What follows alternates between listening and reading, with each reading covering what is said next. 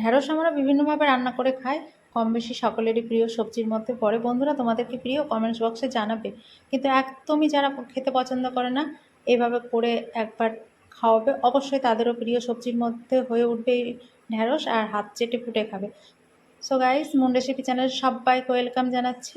Facebook and YouTube থেকে যারা দেখছো, প্লিজ চ্যানেলটাকে সাবস্ক্রাইব করে রেখো। তো দেখো, প্রথমে আমি ঢ্যাঁড়সগুলোকে ওয়াশ করে নিয়েছি, এবার মাছ বরাবর কেটে নেব।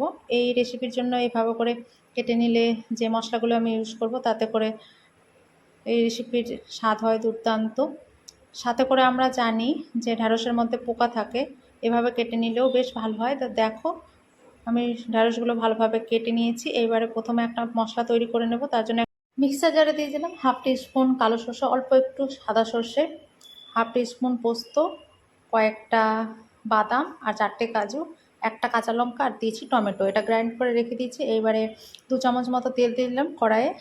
প্রথমে আমি ঢ্যাঁড়সটা ফ্রাই করে নেব। তার জন্য অল্প পরিমাণ দিয়েছিলাম এখানে লবণ, যাতে করে একটুখানি ঢ্যাঁড়সটা কুক হয়ে যায় আর লবণটাও ঢ্যাঁড়সের মধ্যে ভালো টেস্ট নিয়ে আসবে। তো দেখো, ভালো করে ফ্রাই করে তুলে রেখে দিলাম। আবারও 2 চামচ মতো তেল দিয়ে দিয়েছি, সর্ষের তেল। এবারে কিউব করা একটা টমেটো দিলাম, একটুখানি সাঁতলে নেব। এবার গ্রান্ড মশলাটা দিয়ে দিব। তো দেখো, এবার কয়েকটা গুঁড়ো মশলা অ্যাড করব। হাফ টিস্পুন মতো এখানে রেড চিলি পাউডার দিয়েছি, পরিমাণ মতো হলুদ, আর পরিমাণ মতো লবণ, কারণ আমরা ফ্রাই করার সময় ঢ্যাঁড়সে লবণ দিয়েছি। লবণ লাগলে পরে থেকে টেস্ট করে দিয়ে দেবো। তো এটা একটুখানি নাড়িয়ে চাড়িয়ে দিয়ে দেবো মিক্সি ধোয়া জলটা। আর এখানে লো টু মিডিয়ামে ফ্লেমটা করে রেখেছি। এবার একটু খুন্তির সাহায্যে নাড়িয়ে ঢাকা দেব। তো এখানে ফুটে উঠেছে, ঢাকা দিয়ে দিলাম। তো এখানে ভালোভাবে মশলাগুলো মিক্সড হয়ে গেছে, খুব সুন্দর একটা স্মেল বেরোচ্ছে।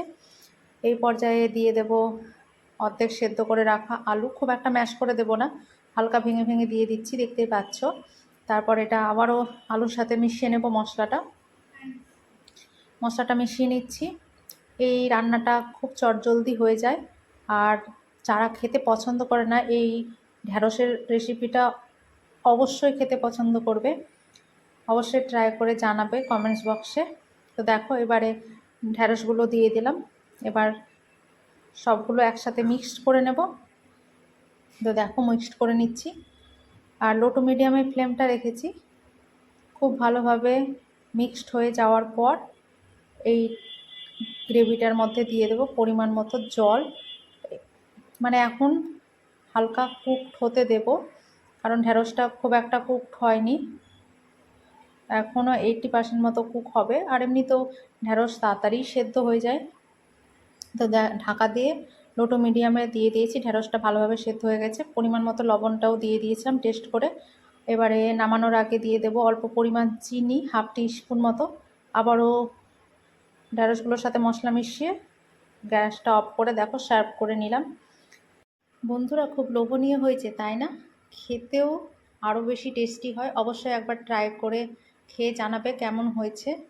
তো আজকে এই পর্যন্তই, আবার দেখা হচ্ছে নতুন একটা রেসিপির সাথে। সবাই ভালো থাকবে, আর এটা অবশ্যই একবার ট্রাই করবে। তো চলো, এখনকার জন্য